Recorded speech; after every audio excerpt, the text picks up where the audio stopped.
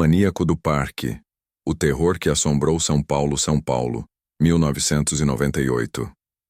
Uma das maiores metrópoles do mundo vivia sob o terror de um predador invisível que escolhia suas vítimas com frieza calculada e as levava para um dos lugares mais emblemáticos da cidade, o Parque do Estado. Durante meses, mulheres jovens desapareciam misteriosamente, e quando eram encontradas, as cenas eram tão brutais que a polícia sabia estar lidando com algo além de crimes isolados. Estava diante de um serial killer que agia em plena luz do dia, disfarçado de oportunidade, escondido por trás de um sorriso sedutor e falsas promessas de uma carreira de modelo. Esta é a história de Francisco de Assis Pereira, o homem que ficou conhecido como o Maníaco do Parque, um dos casos mais chocantes e perturbadores da história criminal brasileira. E se você acha que já ouviu tudo sobre esse caso, prepare-se, porque os detalhes que vou revelar hoje vão muito além do que você imagina. Antes de mergulharmos nessa investigação, se você curte True Crime e quer acompanhar mais casos como este, se inscreve no canal e ativa o sininho para não perder nenhum vídeo. E deixa um like se você tiver coragem de chegar até o final dessa história, porque te garanto, vai ser pesado. Francisco de Assis Pereira nasceu em 1967 no interior de Minas Gerais, em Lavras, uma cidade tranquila e religiosa. Ele era o caçula de uma família humilde, criado em um ambiente conservador e católico. Aos 7 anos, sua família se mudou para São Paulo em busca de melhores oportunidades, como milhões de brasileiros fizeram nas décadas de 1970 e 1980. A capital paulista era o sonho, mas também o pesadelo de muitas famílias que chegavam cheias de esperança e encontravam a dura realidade da periferia urbana. Francisco cresceu em Guarulhos, região metropolitana de São Paulo, em meio à pobreza e à falta de estrutura. Sua infância foi marcada por carências materiais e emocionais. O pai era uma figura distante e autoritária, enquanto a mãe trabalhava longas horas para ajudar no sustento da casa.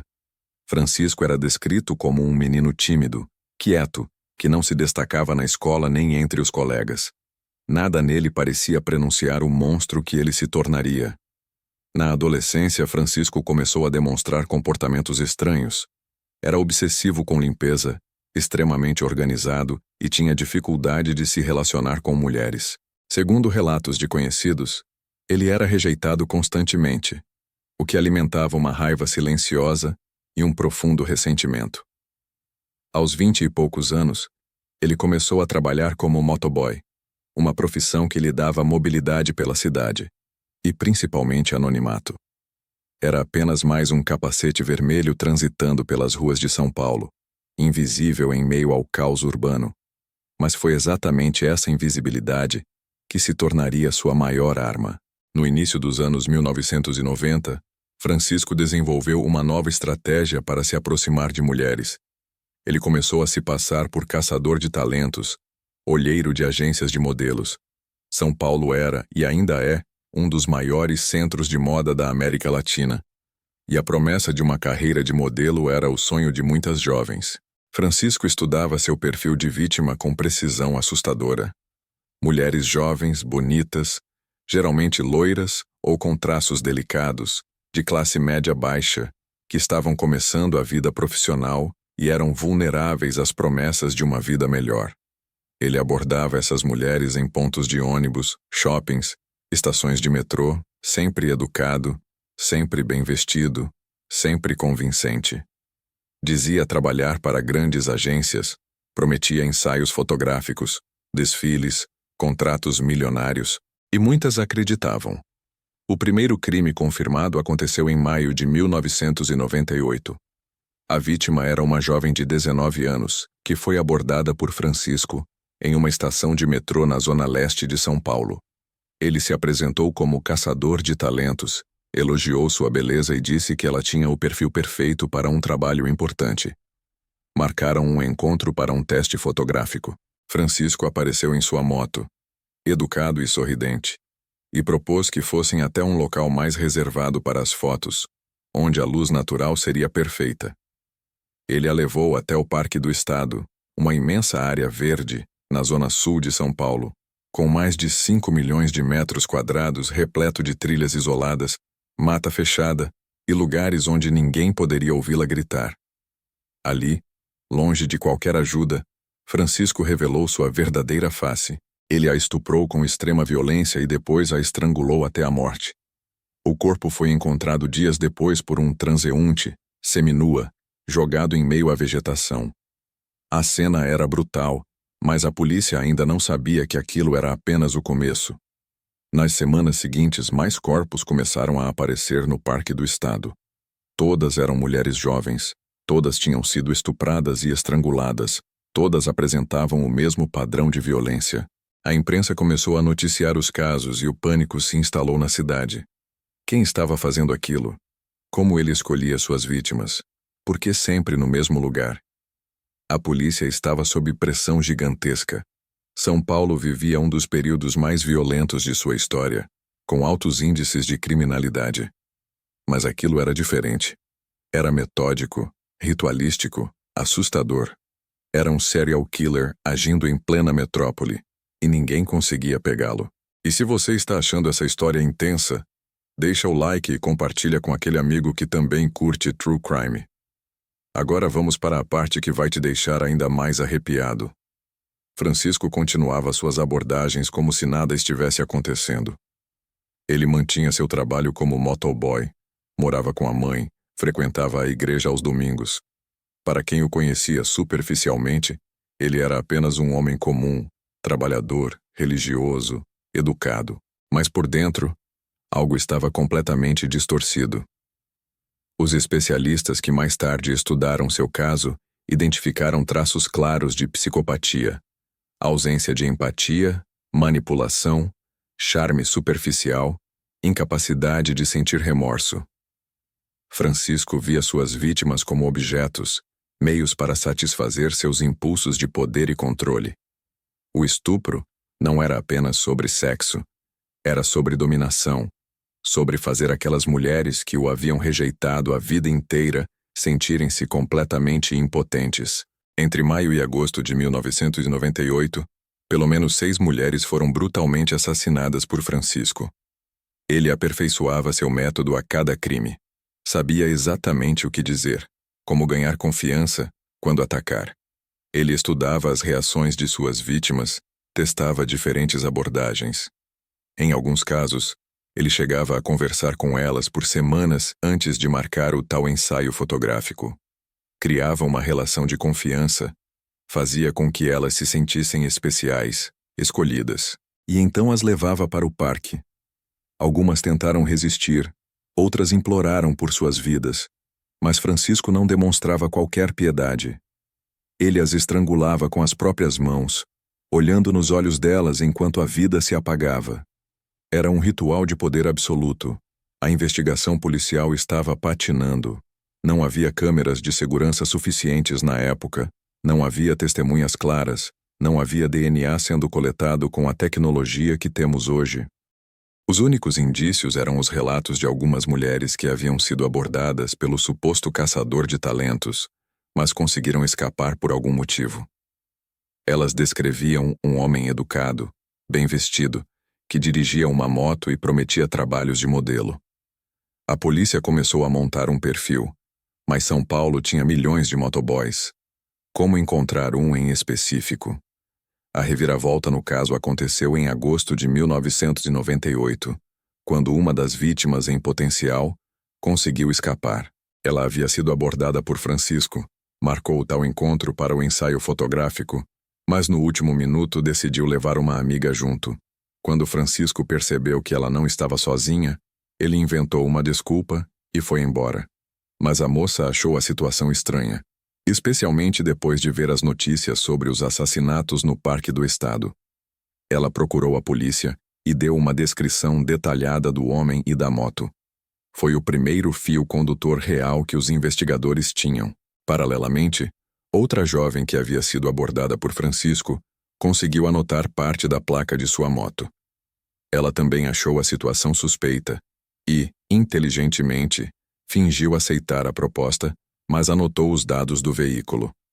Quando viu as notícias, imediatamente procurou a delegacia.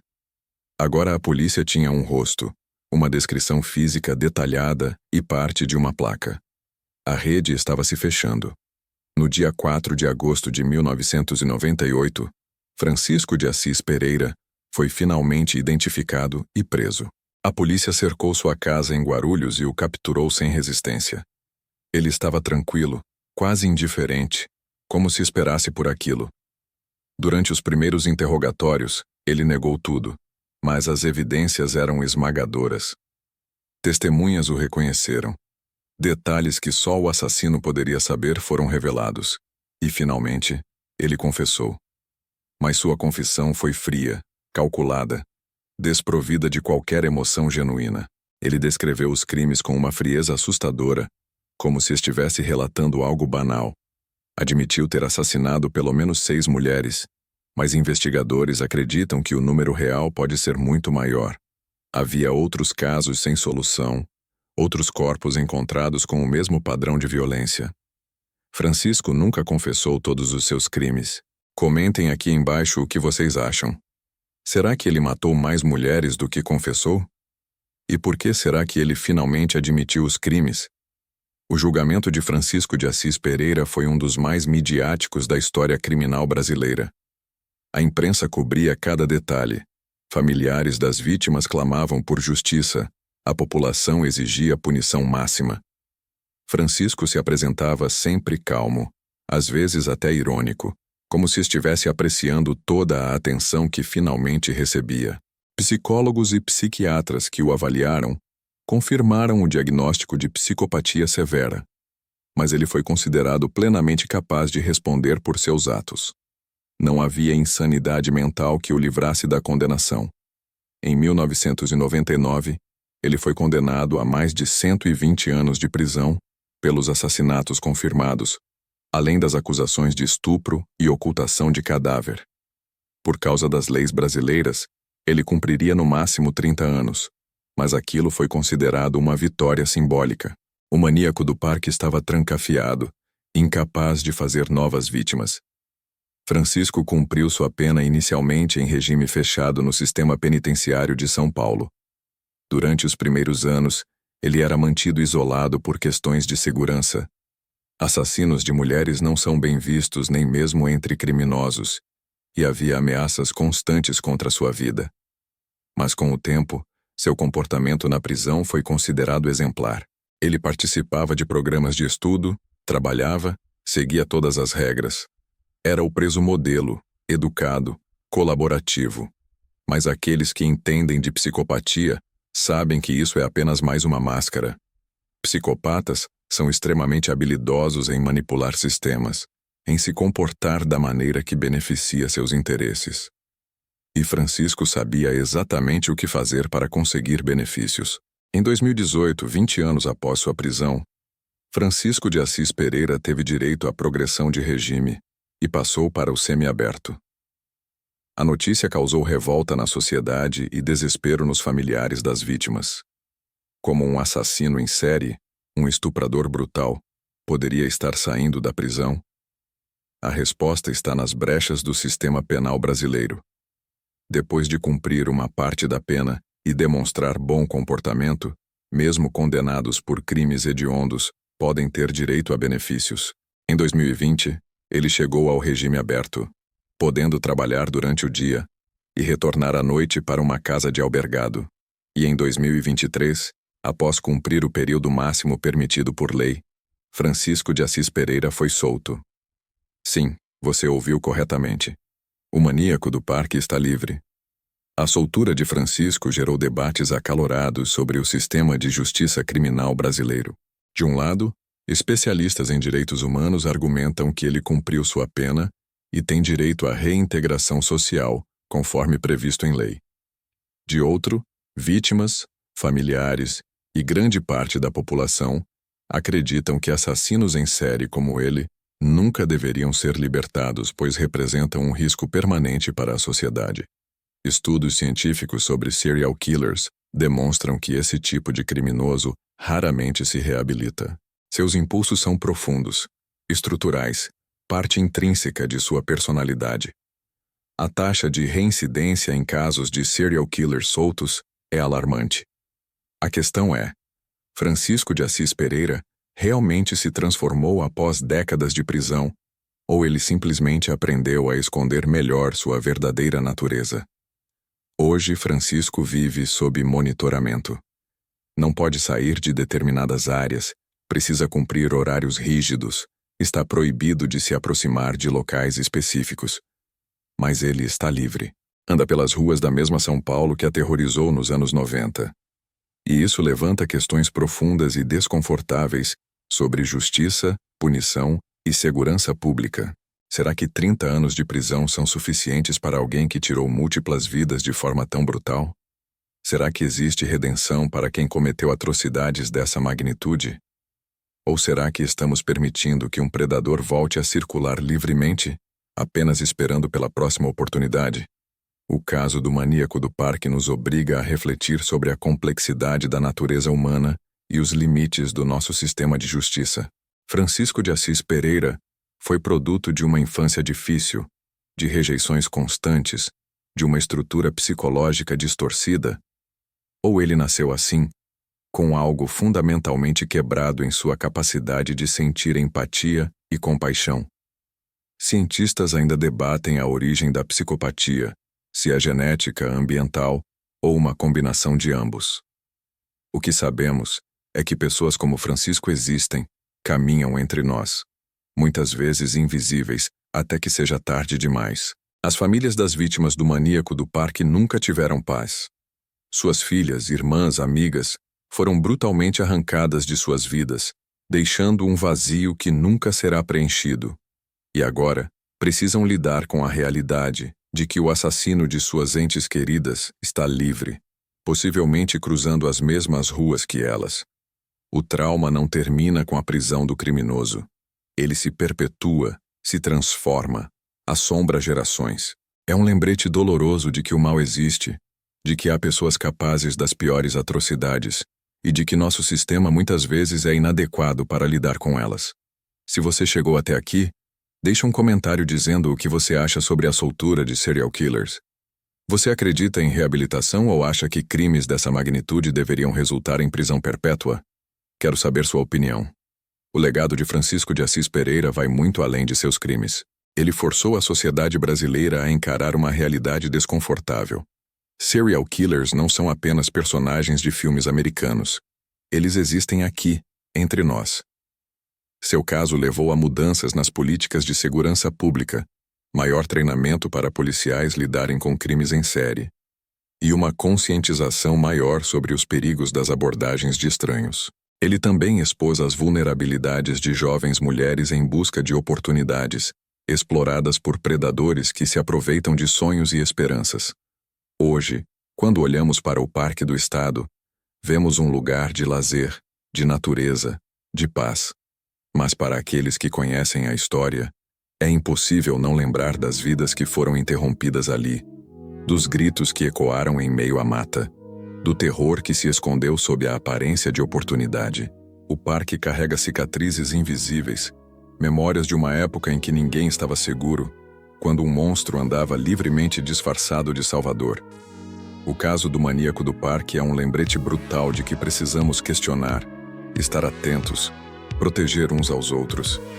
Que promessas fáceis geralmente escondem perigos reais. Que o mal pode vir com um sorriso e palavras gentis. E que mesmo depois de décadas, mesmo depois da prisão, a justiça muitas vezes parece insuficiente diante da magnitude do sofrimento causado. Francisco de Assis Pereira destruiu famílias, tirou futuros, apagou sonhos. Ele é o pesadelo que se torna real, a prova de que os monstros não vivem apenas em histórias de terror, mas também caminham entre nós, disfarçados de pessoas comuns. E agora, ele está livre. Essa é a realidade que precisamos encarar, por mais desconfortável que seja, porque só reconhecendo a existência do mal, podemos tentar nos proteger dele. Se você gostou desse vídeo, se inscreveu no canal, ativa o sininho e deixa o like. Compartilhe com aqueles amigos que também curtem True Crime e quer entender mais sobre a mente de criminosos reais. E me conta nos comentários. Que caso você quer que eu traga no próximo vídeo? Tem muito mais histórias chocantes e investigações profundas chegando por aqui. Até a próxima, e cuidado com quem você confia.